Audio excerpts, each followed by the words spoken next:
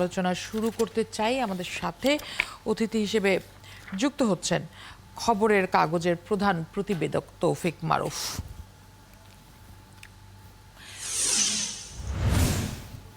তৌফিক মারুফ, স্বাগত জানাচ্ছি। শুভ সকাল। নিশ্চয়ই ভালো আছেন, অনেকদিন পর আপনার সাথে দেখা হলো। তৌফিক মারুফ, পত্রিকা অনেকগুলোতেই নিশ্চয়ই গণমাধ্যম কর্মী হিসেবে সকালবেলাতে নিশ্চয়ই চোখ বুলিয়ে নিয়েছেন।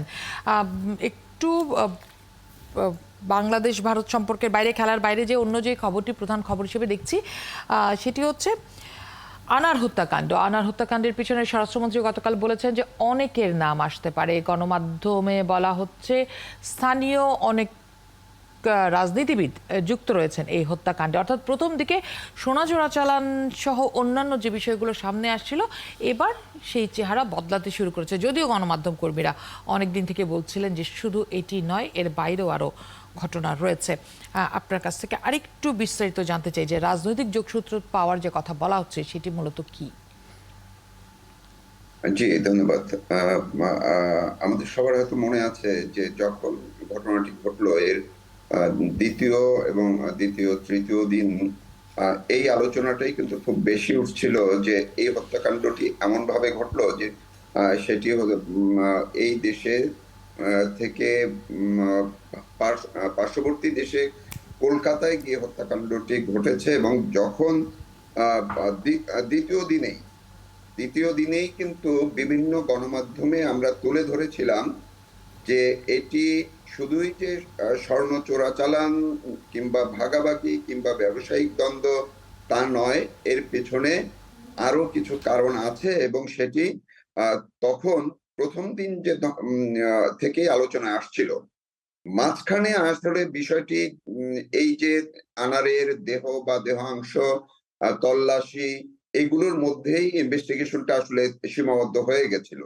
পরবর্তীতে এই আলোচনাটি আবার ঘুরে ফিরে সামনে আসছে, বিশেষ করে নেপালে যখন সিয়ামকে ধরা হলো এবং কলকাতায় তাকে ইনভেস্টিগেশনে যখন ইন্টারোগেশন যখন করা হলো, এরপর থেকে আবার আসছে যে আক্তার প্রথম ছবি পাঠিয়েছিল ঝিনাইদহ এলাকার তার এই যে বাবুর কাছে, এবং বাবুকে বলা হয়েছে যে এটি আরেকজনকে, ওই অঞ্চলের আরেকজন আওয়ামী লীগের একজন শীর্ষ নেতাকে দেখানোর জন্য। তো এই আলোচনা আমার কাছে অন্তত পক্ষে বা আমরা যারা গণমাধ্যমে আছি একটু রিকল করলেই আমাদের কিন্তু নজরে আসবে যে এটি কিন্তু শুরু থেকে আলোচনাটা ছিল যে যারা ওইখান থেকে গেছে কাদের সঙ্গে আনারের রাজনৈতিক সম্পর্ক খারাপ ছিল, রাজনৈতিক প্রতিপক্ষ হিসেবে দেখতেন। আমরা এটাও যেমন দেখেছি যে তিনি মোটরসাইকেলে চলতেন, তিনি বলতেন যে আমার কোনো শত্রু নাই, এখানে আমার কেউ কিছু করতে পারবে না। কিন্তু আমরা যদি পেছনে যাই, আনারের সঙ্গে রাজনৈতিক বৈরিতা কিন্তু আগে থেকেও ছিল। এটি কয়েক বছর আগে, অর্থাৎ আনার যখন ভারতে, উনি দীর্ঘদিন ভারতে ছিলেন, পালিয়েছিলেন, উনি যখন দেশে আসেন এবং 2010-এর পর থেকেই বিভিন্ন সময় কিন্তু পত্রিকায় ওনাকে নিয়ে খবর প্রকাশিত হয়েছে। এমনকি মাস চারেক আগেও কিন্তু কোনো কোনো গণমাধ্যমে আনারের বিভিন্ন বিষয় উঠে এসেছিল। আনারের তার যে কিছু কার্যক্রম, নেগেটিভ ধরনের কিছু কার্যক্রম ছিল, যেটি রাজনৈতিক এক ধরনের দ্বন্দ্বের বহিঃপ্রকাশ ছিল, সেটিও কিন্তু বিভিন্ন বেশ গণমাধ্যমে পরিষ্কার ছিল, বেশ অনেকগুলো গণমাধ্যমে। ধন্যবাদ। আপনি রয়েছেন। আপনার কাছে আরেকটি বিষয় একটু জানতে চাই, সেটি হচ্ছে কাল নোয়াব এবং সম্পাদক পরিষদের আলোচনা হয়েছে এবং সেখানে প্রায় সবগুলো পত্রিকায় যে খবর, দেশের আর্থিক খাত এখন সবচেয়ে বেশি অরক্ষিত, এটি সেখানকার বক্তারা বলেছেন। আপনার কাছে এই খবরটির আরেকটু বিস্তারিত আলাপ শুনতে চাই। না, আমরা তো যেদিন বাজেট প্রকাশ হলো বা বাজেট প্রকাশের আগে থেকেই একটা কিছুটা আভাস আমরা সবাই পাচ্ছিলাম যে বাজেটটা আসলে কেমন হতে যাচ্ছে। এবারের বাজেটটা চ্যালেঞ্জিং, বহুমাত্রিক চ্যালেঞ্জিং যে বাজেট, এটি কিন্তু শুরু থেকেই আলোচনাও হচ্ছিল বাজেটের আগে এবং বাজেটের দিন, বাজেটের পরের দিন সহ। এবং যারাই আলোচনা করছে, এমনকি সরকারে যারা আছেন, এমনকি মাননীয় প্রধানমন্ত্রীও কিন্তু তিনি বলেছেন যে এটি বা একটি চ্যালেঞ্জের বিষয়টি উনি বারবার ওনার মুখ থেকেও এসছে। তো এটি সরকারের বাইরে গণমাধ্যমে অর্থনীতিবিদরা যে যার মতো বলছেন। আমাদের মূল্যস্ফীতির বিষয়টি যদি দেখি, স্বাভাবিকভাবে এটি খুবই একটি খারাপ অবস্থায় আছে। আমাদের পাচারের বিষয়টি বারবার আসে, ডলার সংকটের বিষয়টি বারবার আসে, আমাদের দ্রব্যমূল্যের যে এক ধরনের কুক্ষিগত একটি অবস্থা, অর্থাৎ একটি গোষ্ঠী যে এটিকে সবসময় কুক্ষিগত করে রাখে, ফলে দেখবেন এই প্রতি বছর কিন্তু একটি ঘটনা দেখা যায় যে বাজেটের দিন বা বাজেটের পর দিনই বেশ কিছু দ্রব্যমূল্যের সরাসরি প্রত্যক্ষভাবে এর প্রভাব পড়ে। এবার আমি নিজে আমার কাগজের যারা কাজ করেন তাদেরকে দিয়ে মাঠে ঘাটে বিভিন্ন জায়গায় আমি খোঁজ নিয়ে দেখেছি, গতকালকেও দেখেছি বাজারে এর কোনো প্রত্যক্ষ কোনো প্রভাব কিন্তু দেখা একেবারেই যায়নি। একেবারেই সেই আলাপটি আমরা সবাই করছিলাম যে এই মুহূর্তে আর প্রত্যক্ষ প্রভাব দেখা যাচ্ছে না। তার মানে মানুষ এমনি সংকটে রয়েছে, নতুন করে আর কিসের প্রভাব পড়বে। যে আপনার কাছে আরেকটি বিষয় একটু ছোট করে জানতে চাই, যুগান্তরে আজকে প্রধান খবরটি যদি আমরা একটু দেখি, যে বিদেশে পাচারের নীল নকশা, এমএলএম এর আদলে 800 কোটি টাকা সংগ্রহ করেছে একটি প্রতিষ্ঠান, এবং সেই প্রতিষ্ঠানে আওয়ামী লীগের প্রেসিডিয়াম সদস্যের নাম উঠে আসছে। তিনি, তার স্ত্রী, তার কন্যা এবং কয়েকজন বিদেশি নাগরিককে যুক্ত করে এই বড় চক্র তৈরি করেছেন। এর বেশি অংশই টাকায় ঢাকার দেশের বাইরে গিয়েছে বলা হচ্ছে। ডক্টর নিশ্চয়ই পত্রিকা অনেকের নামই আমরা দেখতে পাচ্ছি। আপনার কাছে সেই মন্তব্যটি একটু জানতে চাই। দেখুন, আমরা আসলে যারা গণমাধ্যমে কাজ করি, নিজেদের জায়গা থেকেও যদি একটু বলি, সেটা হচ্ছে যে যখনই কোনো নিউজের, বিশেষ করে এই ধরনের অর্থাৎ করাপশনের নিউজগুলো, অর্থ পাচারের একজন অভিযুক্ত বা 5 জন অভিযুক্ত নিয়ে যখন গণমাধ্যমে আসতে শুরু করে, তখন এক ধরনের হাইপ তৈরি হয় এবং দেখি যে সেগুলো অনেক বেশি বের হয়ে আসে, এটি যে কোনো ইস্যুতেই একটির পর একটি ঘটতে থাকে। এবং গত বিশেষ করে সাবেক আইজিপি বেনজির আহমেদের ঘটনার পর ওনারটা যখন প্রকাশ হলো, তারপরে মেজর জেনারেল আজিজের বিষয়টি যখন সামনে এলো, এরপরে প্রতিদিনই কিন্তু এই ধরনের ইস্যুগুলো চলে আসছে। বিশেষ করে অর্থ পাচার, দেশ থেকে ভেগে যাওয়া আরো বেশ কয়েকজনের। আমরা গতকাল কেমনও জানলাম যে প্রধানমন্ত্রী দপ্তরে যারা ছিলেন এরকম বেশ কয়েকজনের ফাইল দুদকে গেছে, দুদক সেগুলো নিয়ে অ্যাক্টিভ হয়েছে। অর্থাৎ বিভিন্ন ধরনের ইনফরমেশন গুলো কিন্তু এখন চলে আসছে এবং মানুষ এক ধরনের সচেতন হচ্ছে বা সাহস পাচ্ছে যে না, গণমাধ্যম হয়তো এখন একটি সুযোগ পেয়েছে, কিংবা গণমাধ্যম হয়তো এখন এই ধরনের দুর্নীতির নিউজ গুলোকে প্রকাশ বেশি করবে।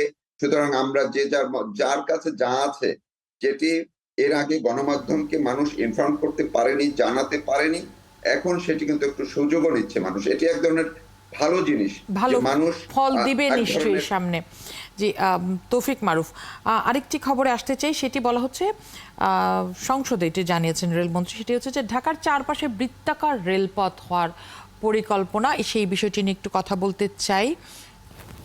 এবং তবে তার আগে একটু আপনার কাছে জানবো যে পরিকল্পনা আমাদের হচ্ছে ঠিকই, কিন্তু এই মুহূর্তে যারা গ্রামের বাড়িতে যাবেন, ফিরবেন ঈদকে সামনে রেখে, তারা কতটা ভালোভাবে যাবেন বলে মনে হচ্ছে? কারণ এবার একটা লম্বা ছুটি আছে, বেশ লম্বা ছুটি। সেই টিকিট আসলে কতটা সহজ হচ্ছে? বিশেষ করে রেলে তো আমরা দেখেছি যে একটা ব্যবস্থা নেওয়া আছে, সেটা দিয়ে শুরু করতে চাই যে রেলের টিকিটের ব্যবস্থাপনা আপনার কাছে কেমন মনে হচ্ছে? না, আমরা কিন্তু রোজার ঈদের সময় দেখেছি অনেক বছর পরে খুব স্মুথলি একটা যাত্রা আমরা দেখেছি, এবং সেটির একটি অন্যতম কারণ ছিল যে আমাদের যোগাযোগ ব্যবস্থা অন্যান্য বারের চেয়ে এবার কিন্তু বিশেষ করে রাস্তাঘাট অনেক ভালো। ভাঙাচোরার 2-1টা রুট ছাড়া বেশিরভাগ রুটেই কিন্তু রাস্তাঘাটগুলো বেশ ভালো হয়েছে। এটি যেমন একটি। আরেকটি, ছুটির সময়কালটা যত লম্বা হয় তত মানুষ একটু স্বস্তি মতো যে যার মতো করে যেতে পারে, মানে একবারে যাওয়ার যে একটা হুড়োহুড়ি সেটি থাকে না। তো এবারও টিকিটের জায়গায় কিন্তু এখন পর্যন্ত আমরা বড় কোনো অভিযোগ আসলে পাচ্ছি না যে একদম খুব আগের মতো যে বিশৃঙ্খল অবস্থা, মানুষকে রাত জেগে ওই কমলাপুরে পড়ে থাকতে হচ্ছে, এই ধরনের পরিস্থিতি কিন্তু দেখছি না। তবে হ্যাঁ, অনেক ক্ষেত্রে বাসের ক্ষেত্রে কিছু ঝামেলা আমরা দেখতে পাচ্ছি, যেটি বলা হচ্ছিল যে 11 তারিখ থেকে বাসের টিকিট ছাড়া হবে বা এরপর থেকে ছাড়া হবে, কিন্তু এই খোঁজ আমরা নিয়েছি, দেখা যাচ্ছে বেশিরভাগ রুটের বেশিরভাগ বাসেরই কিন্তু টিকিট অগ্রিম কাটা হয়ে গেছে। সুতরাং এখন যারা টিকিট কাটতে যাবেন তারা আসলে হিমশিম খাবেন। বিভিন্ন ডেটের টিকিট, সব ডেটের টিকিট কিন্তু পাওয়া যাচ্ছে না। আর রাস্তাঘাটের আমরা টাঙ্গাইল বা এই যে টাঙ্গাইল রুটটা, এটি সবসময় একটু দেখি যে খুবই বাজে একটা অবস্থা থাকে। রোজার ঈদের সময় কিছুটা কম ছিল, কিন্তু এবার আমরা দেখতে পাচ্ছি যে গত কয়েকদিন পর্যন্তই যানজটের মাত্রাটা একটু বেশি। ঢাকার মধ্যে বা ঢাকা থেকে বের হওয়ার যে পথগুলো, এই মুখগুলোতে আসলে একটা ঝামেলা হয়।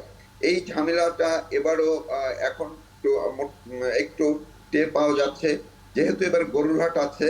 রোজার ঈদে তো আর গরুরহাট থাকে না, এবং এই গরুরহাট গুলো কিন্তু বড় গরুরহাট গুলোই কিন্তু প্রবেশ পথে বা বের হওয়ার পথগুলোতে কাছাকাছি জায়গায় এইখানে একটা জটলা কিন্তু এবার হয়। যেহেতু সুতরাং একটু একটু লম্বা ছুটি থাকছে তৌফিক মারুফ, ঈদের বেশ আগে থেকেই আসলে ছুটিটা শুরু হচ্ছে, সেক্ষেত্রে আপনার কি মনে হয় যে সড়ক পথে আসলে চাপ বেশি পড়বে? সড়ক পথে একটু, আমি তো একটু আগে বললাম যে সড়ক পথে যেহেতু আগের চেয়ে ভালো, অর্থাৎ সময়টা বেশি লাগে না। রাস্তাঘাট আপনি বের হওয়ার পরে, ঢাকা থেকে বের হওয়ার পরে কিন্তু যেদিকেই যান সেদিকে একমাত্র টাঙ্গাইল সড়কটা বাদ দিয়ে অন্য সব রুটে কিন্তু একদম টান দিয়ে চলে যাওয়া যায়। অর্থাৎ মাঝখানে টোল প্লাজা ছাড়া আপনি চিটাগাং এর দিকে বলেন, আপনি বরিশাল বা দক্ষিণাঞ্চলের দিকে বলেন, আপনি সিলেট রুট, মানে এই সব জায়গাগুলোতে দেখবেন যে বের হওয়ার পরে ওইরকম ঝামেলাটা খুব একটা হয় না। বের হওয়ার সময় একটা ঝামেলা হয়। আপনি সময় যত দীর্ঘই হোক, এখন মানুষ তো বেশি আগে ছুটি ছাটার একটা ব্যাপার আছে, সবাই তো কাজ করেন। কেউ যে একদম খুব 10 দিন আগে গিয়ে বসে থাকবেন সেটি না। আবার অনেকে যারা রোজার ঈদে গেছেন তারা সবাই যে কোরবানি ঈদে যাবেন সেটিও না, অনেকে কিন্তু আবার যান না। তো সুতরাং কোরবানি ঈদে ভিড়টা একটু তুলনামূলক, মানে যাত্রীর ভিড়টা একটু কম হতে পারে, কিন্তু গরুরহাটগুলো পথে পথে যদি গরুরহাটগুলো নিয়ন্ত্রণ করা না যায় ভালোভাবে, যদি একটু ব্যবস্থাপনা না করা যায়, এটি একটু ভোগাবে, এটি আমার কাছে মনে হচ্ছে। জি, অনেক ধন্যবাদ তৌফিক মারুফ আমাদেরকে সময় দেওয়ার জন্য, এবং অনেকগুলো বিষয় নিয়ে আপনার সাথে আলোচনা হলো। চমৎকার আলোচনার জন্য আপনাকে ধন্যবাদ।